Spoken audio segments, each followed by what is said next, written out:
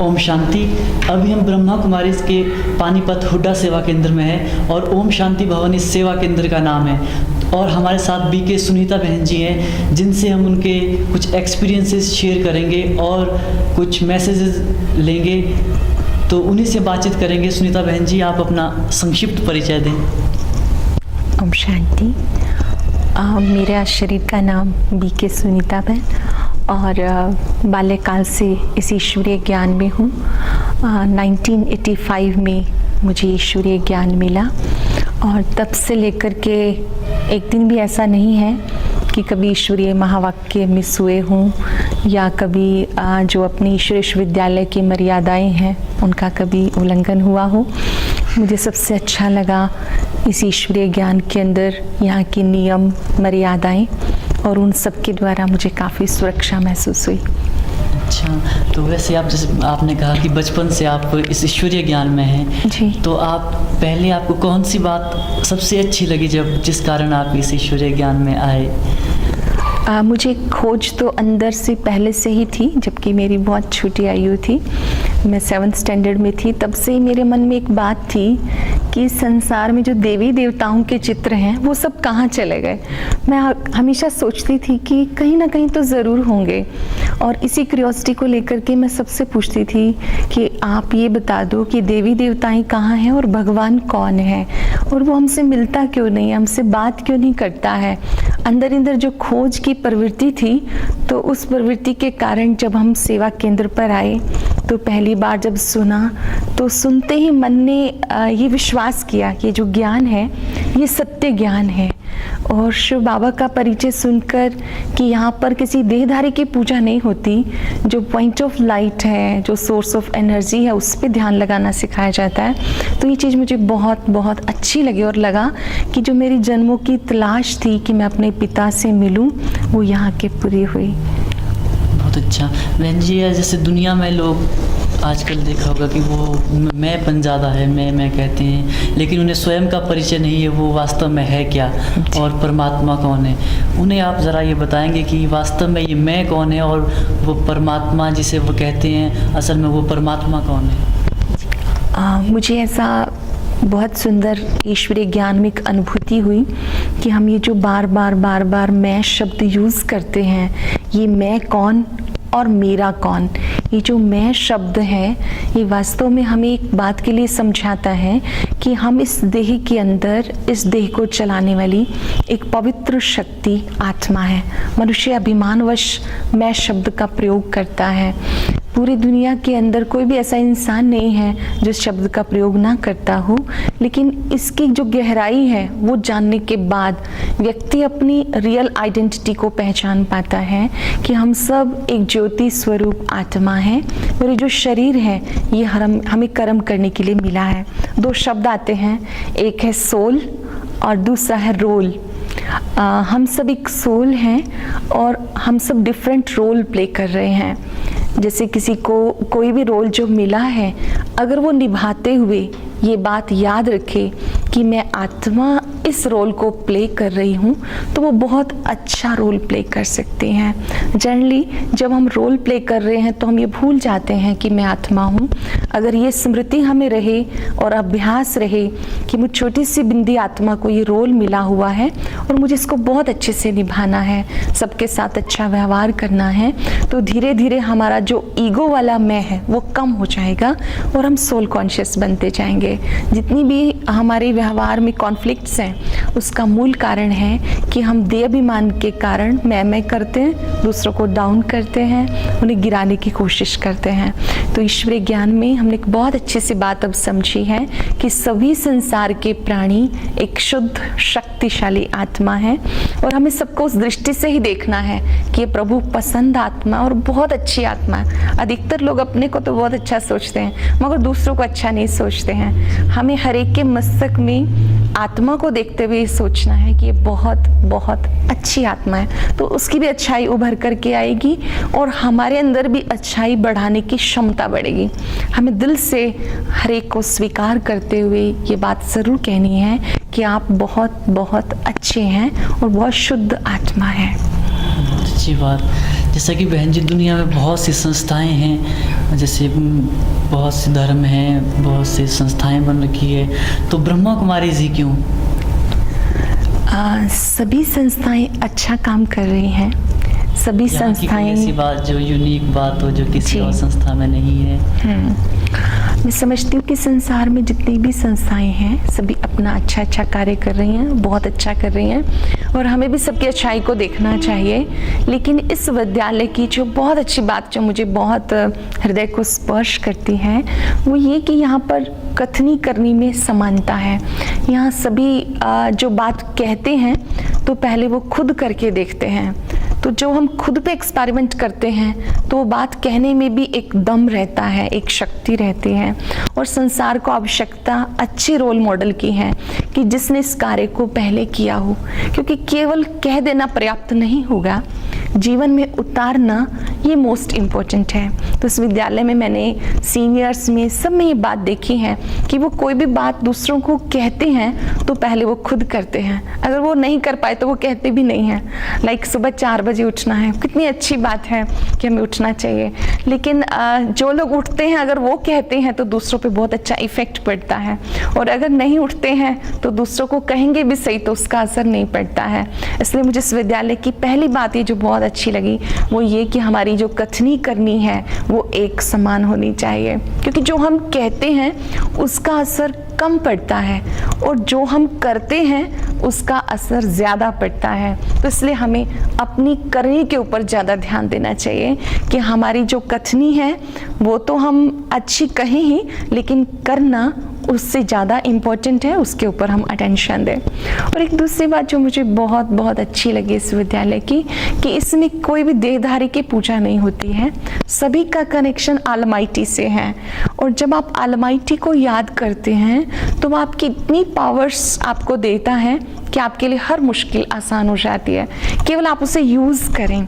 बहुत प्यार से जब हम शिव बाबा को याद करते हैं और कहते हैं कि मेरे बाबा मेरे साथी आ जाओ, तो हमें हमेशा ऐसे लगता है कि संकल्प किया और वो ऑलमाइटी शिव बाबा पहुंच जाते हैं और हर मुश्किल आसान हो जाती है, क्योंकि उसकी हिम्मत के आगे, उसकी शक्ति के आगे, उसकी परवाह के आगे कोई प्रॉब्लम टिक नहीं पाती है। एक बात कहना चाहूँगी कि जैसे आपने सुना भी होगा कि एक बार एक बच्ची अपने पिता के साथ नदी को पार कर रही थी। तो जब वो नदी को पार कर रही थी तो पानी ओवरफ्लो करने लगता है, तो बच्ची को बड़ा डर लगता है। तो डर के कारण कहती है पापा जल्दी से मेरा हाथ पकड़ लो। तो उसके पापा कहते कि नहीं बेटा डरो मत, आप मेरी उंगली पकड़ लो। बार बार इंसिस्ट किया उस बच्ची ने, नहीं पापा आप मेरा हाथ पकड़ो। तो उसके पापा ने कहा नहीं नहीं कोई बात नहीं, आप मेरी उंगली पकड़ लो, एक ही तो बात है कि आपने मेरा हाथ पकड़ा या मैंने आपकी उंगली पकड़ी। तो बच्ची कहती नहीं नहीं पापा एक बात नहीं है। एक बात क्यों नहीं है?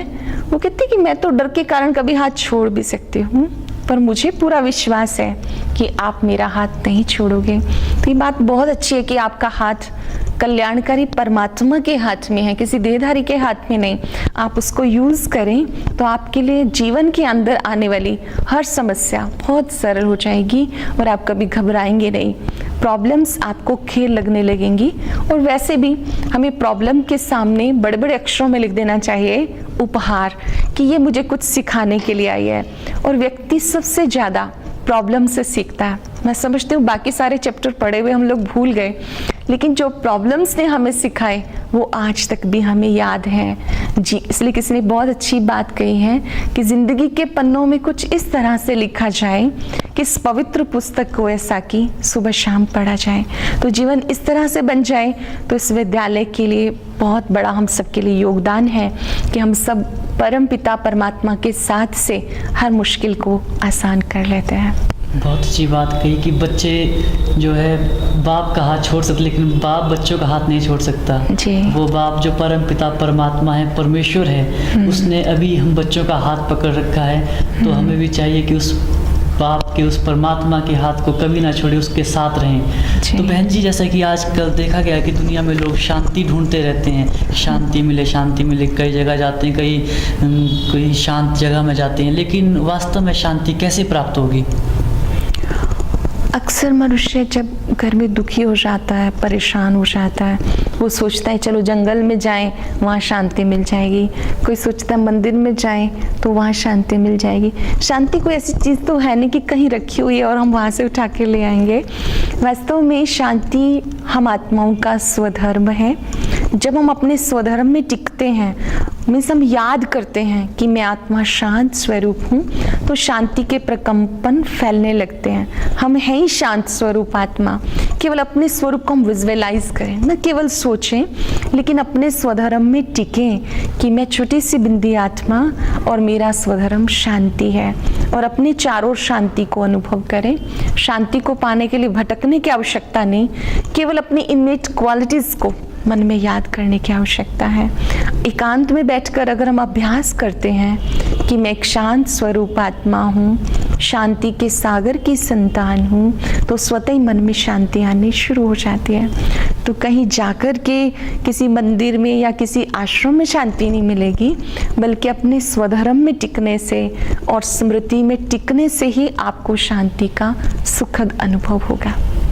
बहुत अच्छी बात। तो बहन जी, जैसा कि आजकल देखा गया है कि लोग सोचते हैं कि भगवान को समय याद करने के लिए कोई ख़ास उम्र होती है, 50 के बाद 60 के बाद याद करेंगे। तो यंग जनरेशन में भी देखा गया है कि नहीं, अभी भगवान को याद नहीं, कि जब बूढ़े होंगे तब देखेंगे। तो इसके बारे में आप क्या कहेंगे? अक्सर ये बात बहुत लोग कहते हैं, और मुझे भी बहुत से लोगों ने ये बात बोली, क्योंकि जब हम लोगों ने ईश्वरीय सेवाएं शुरू की तो बहुत छोटी आयु थी। तो जब कहीं हम जाते थे किसी कॉलेज में, किसी यूनिवर्सिटी में, तो वहाँ के डायरेक्टर, प्रिंसिपल कभी कभी ऐसी बात बोलते थे कि बहन जी, आप लोगों ने अभी से ये ईश्वरीय सेवाएं शुरू की, कभी आप बहुत बड़ी उम्र के हो जाते, वृद्धावस्था के हो जाते, तो आप प्रवचन करते, कितना अच्छा होता। तो मैं उनसे बात पूछती थी कि क्या ये आवश्यक है कि हमारी वृद्धावस्था आएगी? अक्सर जब हम युवा होते हैं तो हमारा मन भी युवा होता है, और जब हमारी वृद्धावस्था होती है तो हमारी सीखने की तमन्ना वो भी कम हो जाती है। मैं तो ये कहना चाहूँगी कि जिस उम्र में आपको ये ईश्वरीय ज्ञान मिले, तभी से ही हमें स्टार्ट कर देना चाहिए। हमें इंतज़ार नहीं करना चाहिए कि हम बूढ़े हो जाएंगे फिर करेंगे, ये कोई आवश्यक नहीं है। वैसे भी कहते हैं death has no calendar, now or never, अब नहीं तो कभी नहीं। युवावस्था के अंदर आप जो कुछ कर सकते हैं, उस समय आपका माइंड रिसेप्टिव होता है, आप अच्छी बातों को देख करके धारण करने की हिम्मत रखते हैं। और वृद्धावस्था में बहुत सारी डिपेंडेंसीज भी हो जाती हैं, तो उस समय व्यक्ति चाहते हुए भी नहीं कर पाता, यहाँ तक कि अपना तन भी साथ छोड़ देता है। और इस युवा उम्र के अंदर आपके अंदर जोश भी है, होश भी है, zeal, enthusiasm, each and everything you have. तो जो चीज़ आपके पास है, इस समय है, हमें उसका प्रयोग करना चाहिए और प्रेजेंट में ही जीना चाहिए इंसान को। एक एक सेकंड हमारे जीवन का बहुत कीमती है। अगर हम इस समय करेंगे तो हमारा पास्ट सब अच्छा हो जाएगा। मैं समझती हूँ कि हमें प्रेजेंट में रहना चाहिए और वृद्धावस्था की इंतज़ार नहीं करनी चाहिए।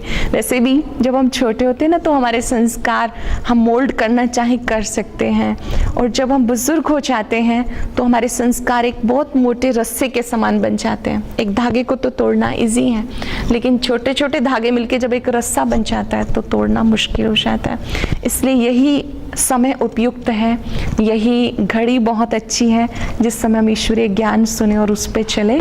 हमें कभी टालना नहीं चाहिए कि हम बुजुर्ग हो जाएंगे तो हम कर लेंगे। बहुत अच्छी बात, क्योंकि जो हमारी यंग स्टेज होती है, क्योंकि भगवान को याद करने की कोई उम्र है नहीं है। भगवान ने सभी को ये बराबर समझ के ये ज्ञान भी दिया है, इसलिए उसे याद करने के लिए भी कोई उम्र नहीं है। और वैसे भी वो हमारा पिता है, तो हम ये थोड़ी सोचेंगे कि पिता को याद करने के लिए कभी फिर हम बूढ़े हो जाएंगे तो कर लेंगे। उससे तो संबंध छोड़ने की आवश्यकता है, उससे हमारा रिलेशन जुड़ जाए तो उसकी शक्तियाँ हमारा अधिकार बन जाती हैं।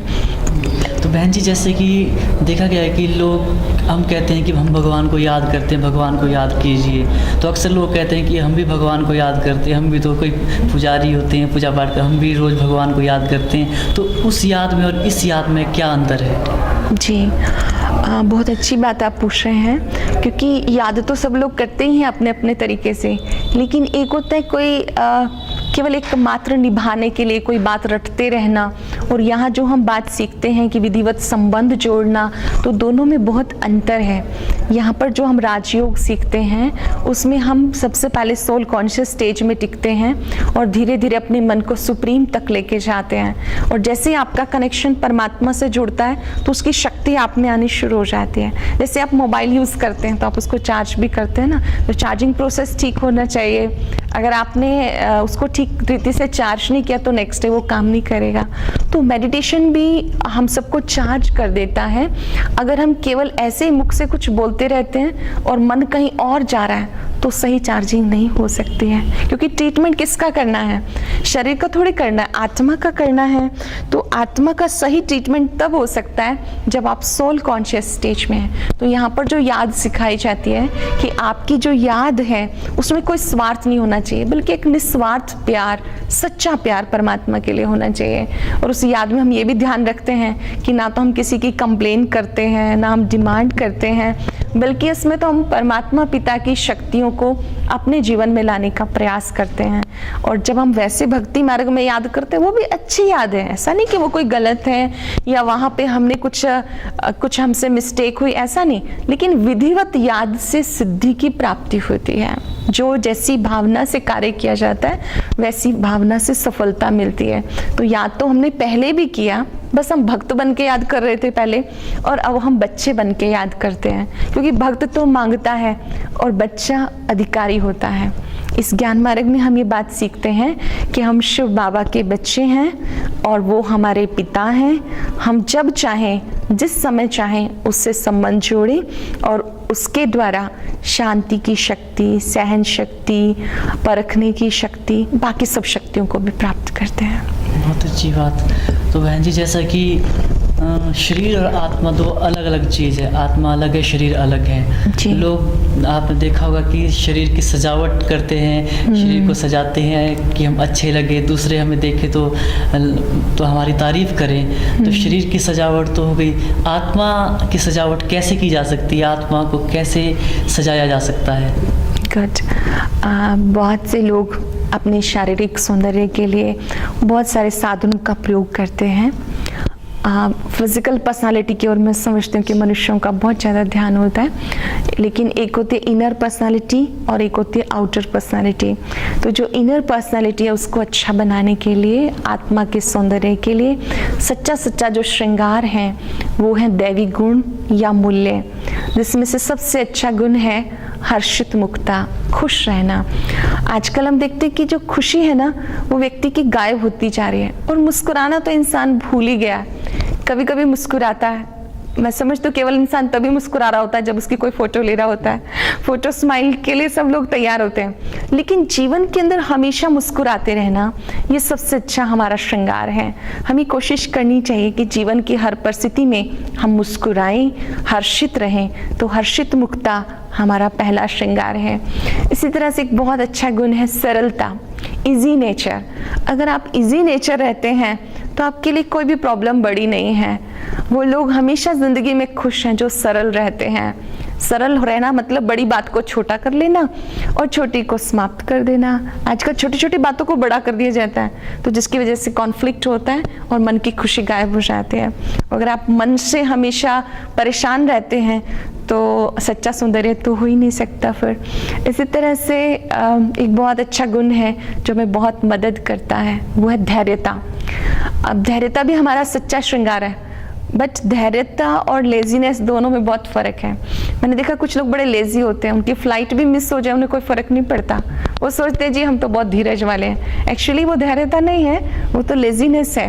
कभी कभी हमें कोई काम फास्ट भी करना पड़ता है, हमें करना चाहिए, लेकिन हमें मन की शांति को, मन की धैर्यता को वो नहीं छोड़ना चाहिए। हमारे जो संकल्प हैं, जो हमारा चिंतन है, वो सही दिशा में चलना चाहिए। तो हमारा जो सच्चा श्रृंगार है वो धैर्यता का गुण है, सरलता का गुण है, और एक बहुत अच्छा गुण जिसको हम कहते हैं सदा आशावादी बन के जीना। कभी भी हम हिम्मत ना हारें। अगर हम हिम्मत हार जाते हैं तो जीवन के अंदर सबसे बड़ी हार है। जिंदगी में हम कभी निराश ना हो। कहते हैं कि जो व्यक्ति कभी निराश नहीं होता वो सबसे बड़ा विजेता है। तो ये असली जीत जो है हमारी, ये हमारा सौंदर्य है। तो इन मूल्यों को इन गुणों को सदा हमें अपने साथ रखना है। ये हमारा आंतरिक सौंदर्य है। हाँ, इन्हें अपने जीवन में लाने के लिए बहुत मेहनत लगती है, दम भी लगता है, लेकिन जिस कार्य को आप खुशी खुशी करते हैं वो कार्य सहज हो जाता है। जिस कार्य को करते हुए आपका मन स्वीकार नहीं करता तो वहाँ आप करना चाहते भी नहीं कर पाएंगे। इसलिए इन गुणों को, मूल्यों को हमें सदा अपने साथ रखना है, जिससे हम सदा ही सुंदर नजर आएंगे और हमें किसी पार्लर में भी जाने की जरूरत नहीं पड़ेगी। बहुत अच्छी बात है। तो बहन जी, जैसे बाबा कहता है कि प्रत्यक्षता नज़दीक है, जल्दी ये ज्ञान प्रत्यक्ष होने वाला है, सभी को पता लगेगा कि भगवान इस सृष्टि पे आ चुका है। तो आप उन लोगों को क्या कहेंगे जो अभी तक, जिन्हें बाबा का परिचय नहीं मिला, जो आपको टीवी के माध्यम से देखेंगे, सुनेंगे, उनके लिए आप क्या मैसेज देंगे? बाबा का मैसेज, बाबा ने जो मैसेज दिया है उन तक पहुंचाने के लिए, नए लोगों के लिए, वो आप उनके लिए क्या कहेंगे? आज जो भी नए प्रभु परिवार के सदस्य हैं, जिन्होंने भी नहीं पहचाना, मैं उनके लिए कहना चाहूँगी कि जो समय बीत गया सो बीत गया, लेकिन जो अब समय चल रहा है ये बहुत ही इम्पोर्टेंट टाइम है। अगर इस समय हम तीसरे नेत्र के द्वारा धरती पर आए परमात्मा शिव को पहचानेंगे और उनके साथ संबंध जोड़ेंगे तो हम अपने परिवार में रहते, जिम्मेवारियां निभाते हुए भी सदा खुश रह सकेंगे। अपना कार्य तो हमें करना ही है, क्योंकि परमात्मा हमें कोई घर बात छोड़ने की बात नहीं कहते हैं। बहुत अच्छी बात शिव पिता हम सबको सिखाते हैं कि हाथों से कर्म करो, मन से मुझे याद करो, सच्चे सच्चे कर्म योगी बनो। अब जो समय चल रहा है, इस समय के अनुसार आप ये बहाना ना दे कि मेरे पास टाइम नहीं है। याद रखिएगा कि टाइम ना किसी को मिला है ना मिलेगा। जो कार्य इम्पोर्टेंट होता है उसके लिए टाइम निकाला जाता है। तो आप अपने लिए समय निकाल कर कुछ देर शांति से, शांति के सागर शिव बाबा को याद करें। उसकी याद से आपका जीवन खुशियों से भर जाएगा, आनंद से भर जाएगा और आप किसी भी विकट परिस्थिति में भी कभी हिम्मत नहीं हारेंगे। वर्तमान समय को इम्पोर्टेंस दीजिए और अपने मन को शांत मन करते हुए शांति के सागर परमात्मा से संबंध जोड़िए। आप अपने घर में रहते हुए भी 4 फूल हमेशा याद रखें। जब आप सुबह उठते हैं तो याद कीजिए मैं सूर्यमुखी का फूल हूँ। उसके बाद जब आप कार्य क्षेत्र में जाते हैं, बहुत सारा कार्य करना होता है, तो वहाँ पर याद कीजिए मैं कमल का फूल हूँ, मुझे कीचड़ में रहते भी न्यारा रहना है। और जब बहुत सारी प्रॉब्लम्स आती हैं तो आप याद कीजिए मैं रूहे गुलाब हूँ, गुलाब का फूल कांटों के बीच में भी मुस्कुराता है। और जब रात्रि आप विश्राम करते हैं तो आप याद कीजिए कि मैं रात की रानी हूँ, मुझे गुणों की खुशबू अभी भी फैलानी है और प्रभु को याद करके सोना है। तो इसलिए जिन्होंने भी नहीं पहचाना है वो उसे पहचाने और अपने जीवन को खुशहाल बनाएं और सदा खुश रहें। ये मेरा शुभ संदेश है। बहुत ही अच्छी बात है। ये हमारे साथ थी बीके सुनीता बहन जी, पानीपत हुड्डा सेवा केंद्र से। इन्होंने बहुत अच्छी बात कही, उस परमात्मा का संदेश, परमात्मा द्वारा बताई गई बातें आप तक पहुंचाई। तो इनका बहुत बहुत धन्यवाद हम सभी से बात करने के लिए। बहुत बहुत शुक्रिया। ओम शांति। ओम शांति। धन्यवाद शिव बाबा।